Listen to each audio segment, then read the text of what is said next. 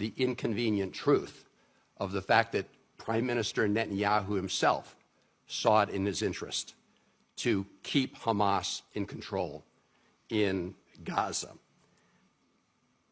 Don't take my word for it. He told us this back in 2019 at a Likud party meeting where he said, and I quote, "Anyone who wants to prevent the creation of a Palestinian state needs to support strengthening Hamas. This is part of our strategy to divide the Palestinians between those in Gaza and those in Judea and Samaria," end quote. Netanyahu. After all, so long as Hamas was in control in Gaza, how could anybody ask Israel to accept a Palestinian state that included Gaza and the West Bank? Good question. So Prime Minister Netanyahu and his extreme right-wing partners have embarked on a concerted strategy to weaken the Palestinian Authority, which recognizes Israel's right to exist, and to strengthen Hamas, which doesn't. Mr. Chairman, I'd like to enter into the record a piece that appeared in Haaretz in October of last year, a brief history of the Netanyahu-Hamas alliance. Without objection, and be included in the record.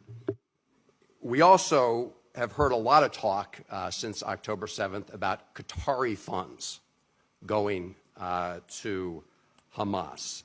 Ms. Maloney, isn't it true that those funds flowed with the concurrence of Prime Minister Netanyahu and Israel? Yes, that's true. That is true. So when I hear all my colleagues talk about this Qatari money, please recognize that this was done with the consent and encouragement of Prime Minister Netanyahu. Mr. Chairman, I'd like to enter into the record an article, CNN article, "Qatar sent millions to Gaza for years, with Israel's backing."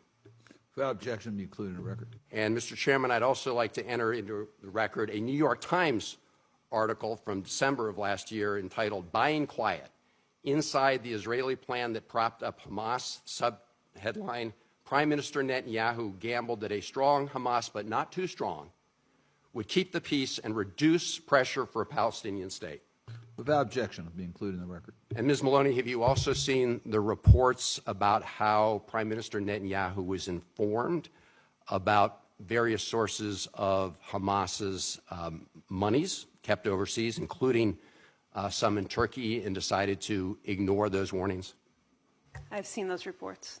Mr. Chairman, I would like to enter into the record a New York Times piece, again from December of last year, headline: Israel found Hamas money machine years ago. Nobody turned it off. Without objection.